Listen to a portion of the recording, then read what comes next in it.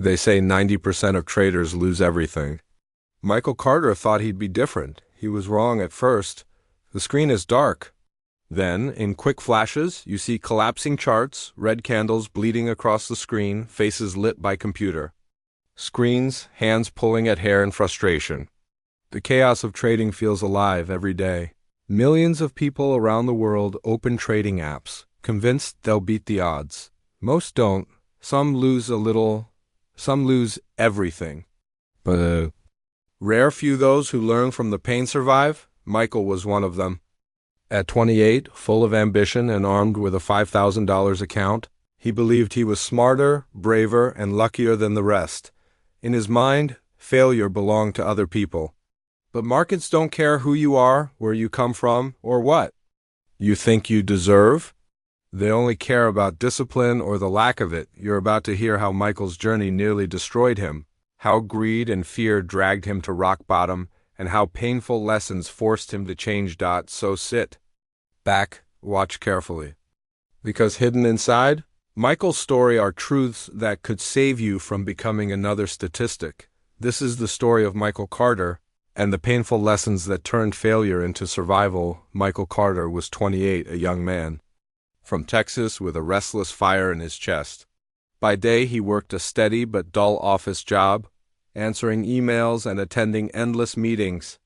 By night, though, his laptop opened a different world. On YouTube, he discovered traders who claimed to have cracked the code to wealth. Their videos showed luxury apartments with panoramic city views, vacations in Bali, and Rolex watches glinting under nightclub lights.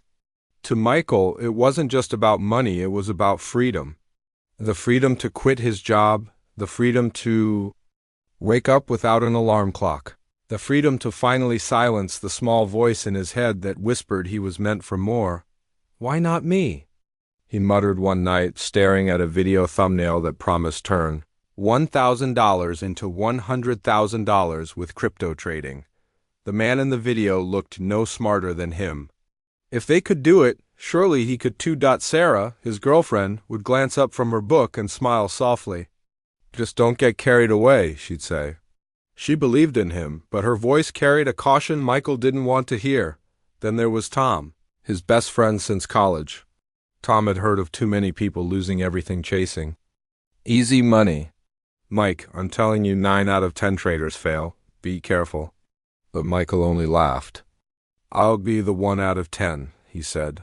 Hope buzzed through his veins like electricity. Every flashy video, every bold claim fed his hunger.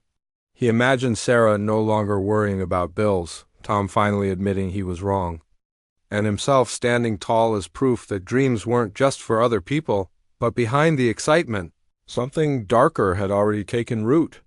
The dream wasn't just about freedom, it was about more. More money, more power, more validation, and, as every trader eventually learns, more is never enough. Michael wired $5,000 into his new trading account with shaking hands. For a moment, he just stared at the screen. $5,000 of his hard-earned savings sitting in a digital wallet, waiting to be turned into something bigger. He told himself this was the start of his financial freedom, the first trade. Felt like jumping into cold water. He bought Bitcoin at random, guided more by excitement than analysis. The chart ticked up, and suddenly he was in profit. $10, then $50, then $100, he grinned. Maybe this was easier than people made it out to be. Within a week, he managed to double the account. 5,000 had become 10,000 through a string of lucky entries and exits. He didn't study the patterns. He didn't calculate risk. He simply pressed buttons when the candles looked green enough. Michael's confidence exploded. I'm the next Warren Buffett of crypto, he boasted one night, pacing around the small apartment he shared with his girlfriend, Sarah. He held his laptop like it was a golden trophy, charts flashing green across the screen. This is it, Sarah. We're going to be rich. I can feel it. Sarah, sitting on the couch with a book in her hands, glanced up with a skeptical smile. I'm happy you're excited, she said carefully. But you know luck isn't a strategy, right? He waved her off, too intoxicated by the rush of quick money to hear the warning. Luck? No, this is skill. I just have an instinct for the market. Some people are born to do this. What Michael didn't realize was that early wins are the most dangerous illusion a trader can experience. They create a false sense of mastery, convincing you that the market bends to your will. For Michael, doubling his account wasn't a sign of talent. It was a setup, the kind that makes you believe you're invincible right before the market humbles you. The story of most failed traders doesn't begin with crushing losses. It begins with intoxicating victory, small bursts of luck that plant the seed of overconfidence. Michael was no exception. He thought he had discovered the secret path. In reality, he was walking straight into the trap that swallows 9 out of 10 traders. Michael sat in front of his glowing screen late into the night, eyes fixed on the Bitcoin chart. His $1,500 had grown back to $4,000 through a few lucky trades, and the rush was intoxicating. But this time, he wasn't satisfied with doubling his account. He wanted everything. Now, so he clicked the leverage bar and dragged it all the way to 20x. His heart skipped a beat. With one position, he controlled nearly $80,000 worth of Bitcoin contracts. The numbers flashing on the screen felt unreal, like playing a video game where every candle meant thousands gained or lost. For the first few minutes, the chart moved in his favor. His unrealized profit climbed $200, $500, then nearly $1,000 in less than an hour.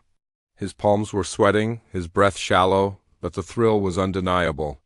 Michael whispered to himself, "This is it. This is how people get rich overnight." The candles pulsed neon green, each one confirming his belief that he was destined to win. He grabbed his phone and texted Tom. "Bro, I just made almost $1,000 in minutes. Told you I had talent for this." Tom replied instantly, "Michael, I've seen this before. A buddy of mine leveraged 20x. He was up $15,000 in one day. Next week, he lost it all. Be careful." Michael smirked at the message and shook his head. He convinced himself that Tom didn't understand. "That's their story, not mine," he muttered. "I'm smarter. I've got this." But beneath the confidence was a racing heartbeat. He leaned closer to the screen, gripping the mouse so tightly his knuckles turned white. Every tick of the chart sent adrenaline surging through his veins. The screen glowed red, then green. Red again, his emotions rising and crashing with each movement. In the back of his mind, Sarah's voice echoed, "Luck isn't a strategy." He silenced the thought with a nervous laugh. Hours passed. He refused to close the position. Each time profit appeared, he told himself, "Just a little more." Each time the chart dipped, he whispered, "It'll come back." And then came the violent swing. A sudden red candle sliced through the chart like a blade. His $1,000 profit evaporated in seconds, flipping into a $2,000 loss. He froze. His finger hovered over the mouse, but he couldn't click. Another red candle appeared. His stomach dropped. The neon lights of the chart seemed to blur, and in that dizzying moment, one truth hit him with brutal clarity. The market rewards patience but punishes greed.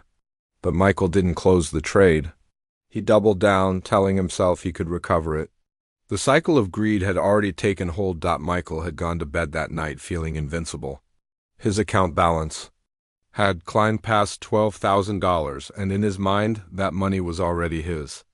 He had spent the evening daydreaming about new sneakers, a trip to Miami, maybe even upgrading his old car. Sarah had asked him if he was pushing too hard, but he brushed it off with a laugh. "I've got this," he told her. "Tomorrow will be even better." But tomorrow did not bring better. It brought the crash. Sometime around 3 a.m., while Michael slept, Bitcoin tanked. Not a slow drift downward, but a violent plunge. The charts that had glowed green with profit only hours earlier now screamed blood-red losses. Leverage magnified every tick. By sunrise, his positions were on fire. Michael stirred awake to the shrill alert on his phone. At first, he thought it was a text. Then he saw it. Margin call, position at risk of liquidation. His heart thudded so hard it hurt. He unlocked the screen and his stomach dropped. Balance, $1,543.27 from $12,000. Down to barely more than $1,500. Denial. Michael sat up in bed, his mouth dry, eyes wide in disbelief. He blinked. refreshed the screen again and again as if the numbers might change. But they didn't. When Sarah rolled over and asked sleepily what was wrong, he forced a smile. "It's just a dip," he said quickly. "Markets go up and down. I'll recover." She gave him a long look, but didn't press further. She trusted him, or maybe she wanted to dot as soon as she left for work. Michael sat frozen in front of his laptop. The chart looked like a cliff face, one long vertical red candle after another. The sound of imaginary alarms played in his head. The screams of traders, the flashing lights of liquidation notices, the weight of shame settled on him heavier than the loss itself. He thought about the texts he had sent Tom bragging about doubling his account. He thought about Sarah's worried glance the night before. He thought about the dream car he had priced out online. All of it felt stupid now. He couldn't bring himself to admit it to anyone. Instead, he told himself stories. It's only money. Everyone takes losses. I'll make it back. But deep down, he knew this was more than just a dip. This was his wake-up call. The silence of the room, the apartment, felt unbearably quiet. Coffee sat cold on the table. The blinds were half drawn, letting in streaks of pale morning light that seemed almost hostile. He stared at the blinking cursor on the trading platform, hands trembling, unable to click. For the first time, Michael wondered if he even belonged. In this game, reflection later that night, after hours of staring at charts, he whispered to himself, "Risk management is everything." The phrase had floated past him countless times in forums, in articles, in videos he had skipped. He used to roll his eyes at it. He thought those rules were for cowards, but now, with $10,000 erased in less than 8 hours, the meaning was painfully clear. Risk management wasn't a suggestion. It was the only difference between surviving and being swallowed whole. Michael sat in front of the glowing monitor, his shoulders hunched, eyes bloodshot from another sleepless night. The numbers on the screen looked the same as yesterday, yet they carried a different weight now. Fear had crept in, silent but suffocating. He no longer opened big trades like before. Instead, he placed tiny positions so small they barely mattered. The moment a chart twitched against him, he closed the trade. Profit or loss, it didn't matter. He just wanted to escape the anxiety, but every time he sold too early, he watched the chart climb higher without him. Every time he cut a small loss, the price would reverse as if mocking him. These small mistakes piled up, not just in his account, but in his mind. His confidence bled out trade after trade, leaving him with nothing but self-doubt. Michael thought he needed help, real guidance. So he did what countless struggling traders do. He searched for answers online. That's when he stumbled into the world of Telegram groups. The first one he joined promised 100% accurate Bitcoin signals. The next claimed secret whale strategies only insiders know. Each group was filled with flashy screenshots. Perfect entries, massive profits, Lamborghinis parked in front of mansions. He wanted to believe. Fear had convinced him he was incapable on his own, so he clung to anyone who sounded confident. One night, a so-called mentor messaged him directly, "Bro, I'll give you my VIP signals. Just $500, easy money, tomorrow we pump." Michael hesitated. Sarah's voice echoed in his mind. Luck isn't a strategy. But the fear of missing out was stronger. He wired the $500. The next morning, the VIP signal told him to go long on Ethereum. Within minutes, the market moved the other way. Liquidation. The mentor vanished. His account was blocked. It wasn't just about the 500. It was the realization that he'd traded away something far more valuable, his judgment. Fear had turned him into prey, and the predators online had sensed it instantly. From that day, Michael carried a truth carved into his memory. Fear doesn't protect traders. It controls them. And once fear takes the wheel, rational decisions disappear. Michael didn't know it yet, but this was only the middle of his journey. He had lost money, pride, and trust. What remained was fragile, but it would soon be tested. In ways he never imagined, Michael sat at his desk long after midnight, the room dim except for the cold glow of the monitor. The trading chart flickered in red, but he barely noticed. His heart was locked on a single thought: I can't end here. I'll make it back. The credit card sat beside his keyboard, the plastic rectangle that promised hope and disaster all at once. He told himself it was just a loan, just a temporary push to recover. With trembling fingers, he transferred $5,000. Money he didn't have, money he would owe for years if things went wrong. He stared at the leverage settings 20 times. His mind whispered warnings, but greed and desperation drowned them out. Michael clicked, "Confirm." For a few minutes, the trade worked in his favor. The green candle shot upward, his balance growing, his pulse raced. He whispered, "This is it. This is the comeback." He imagined calling Sarah with good news, imagined finally proving Tom wrong, but then, like a cruel joke, the chart reversed. The green turned to crimson. His profit evaporated, and the loss bar stretched wider, swallowing the numbers on screen.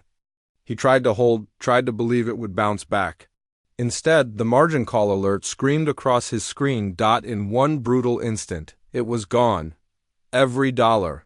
The borrowed money, the last hope, the chance to recover, it all vanished into digital air. Michael didn't scream. He didn't cry. He just sat there, staring at the empty balance as the silence pressed down on him. The room smelled of stale coffee, half-eaten takeout, and defeat. Empty mugs cluttered the desk, credit card bills stacked like gravestones in the corner. The front door creaked. Sarah stepped in, her eyes searching the shadows before landing on him. She didn't need to ask what happened. The blank look on his face told her everything. She placed a hand on his shoulder. "Michael," she whispered, almost afraid to break the silence. "It's all gone, isn't it?" He nodded, unable to speak. She squeezed his shoulder, her voice soft but firm.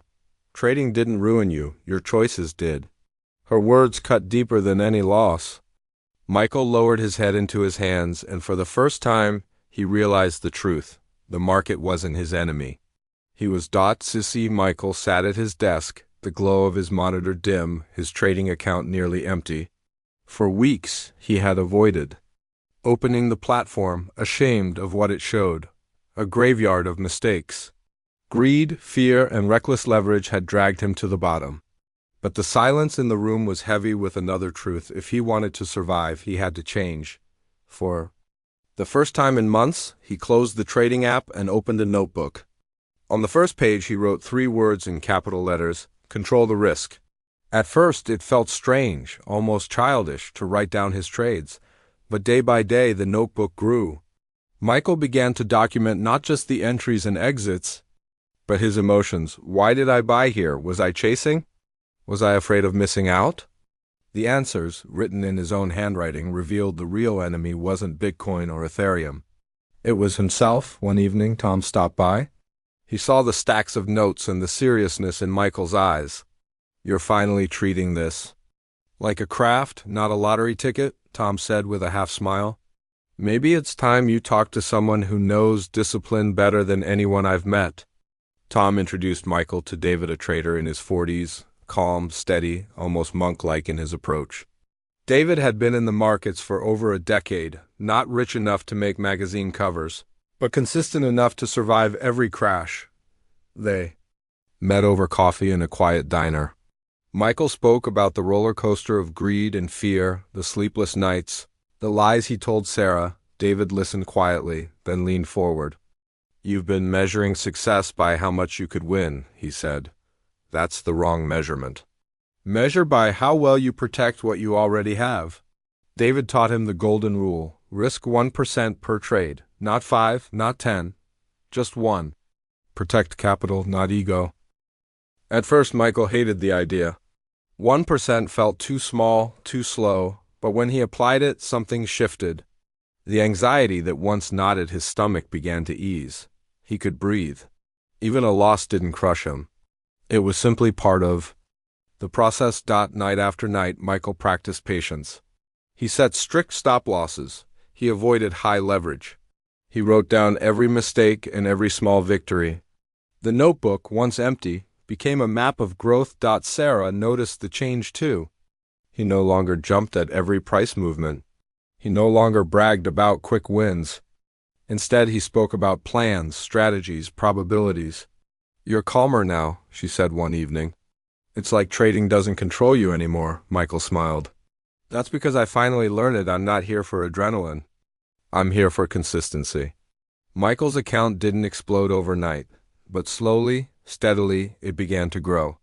For the first time, he wasn't gambling. He was trading. And in those quiet nights, with pen in hand and charts glowing gently, he understood the truth. Success wasn't about beating the market. It was about mastering himself. A year had passed since the night Michael stared at an empty trading account and felt the weight of his own mistakes. He wasn't chasing thrills anymore. The loud promises of easy money, the endless noise of telegram groups, the hype of get rich quick had all faded into the background. What remained was something quieter, slower, and far more valuable: discipline. Michael started again with just $2,000, a smaller account. But this time, his goal wasn't to double it overnight. His goal was survival. He opened his trades carefully, risking no more than 1% on each position. He no longer checked the charts every 5 minutes, sweating over every candle. Instead, he waited sometimes for hours, sometimes for days until the setup matched the rules he had written in his trading journal. The results came slowly. A $20 gain here, a $30 loss there. Nothing glamorous. Nothing that would make headlines or viral YouTube thumbnails. But over time, the line on his equity curve began to bend, not in a sharp spike, but in a steady climb. By the end of the year, Michael's account had grown from $2,000 to $3,000, a $1,000 profit in 12 months. To an outsider, it seemed small. To Michael, it was everything. It was proof that he could fight back against fear. Proof that greed no longer ruled him. Proof that he had earned, through patience, the right to call himself not just a trader, but a survivor. He leaned back from his desk one evening, watching the final position of the week close in profit. Outside his window, the sun was rising over the city skyline, painting the room in warm gold. Michael exhaled slowly, shut his laptop, and for the first time in a long time, smiled without irony. He didn't need the Lamborghini. He didn't need the mansion. What he needed was this: the quiet certainty that he was no longer part of the 90% who fail. Narration line. He didn't become a millionaire. He became a survivor, and in trading, that's rarer than wealth. 90% of traders fail. But here's the truth: it's not because the markets are cruel or because the game is rigged against you. It's because fear and greed take the driver's seat. That's what happened to Michael. He let his emotions control his decisions until there was nothing left. But failure wasn't the end of his story. It was the beginning of his real education. Through discipline, patience, and humility, he discovered that trading is not about chasing jackpots. It's about surviving long enough to let the small wins add up.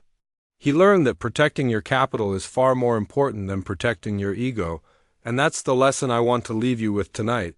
Success in trading isn't built in one spectacular trade. It's built in the quiet moments when you choose to stick to your plan, manage your risk, and walk away from the noise. If Michael had understood that sooner, he could have avoided years of pain. You don't have to repeat his mistakes. As you move forward in your own journey. Remember, the market rewards those who are steady, not those who are reckless. It rewards those who have the courage to be patient when everyone else is panicking. It rewards those who can walk away when greed whispers, just one more trade. And if you're ready to take your own first step with the right mindset, I invite you to trade where I trade. I'm currently trading on Bybit, Bingx, and MEXC. You'll find my links in the description. Sign up and start your journey today. Plus, join our Telegram group where I share updates, insights, and community discussions. Don't walk this road alone. Learn from others before fear and greed cost you everything.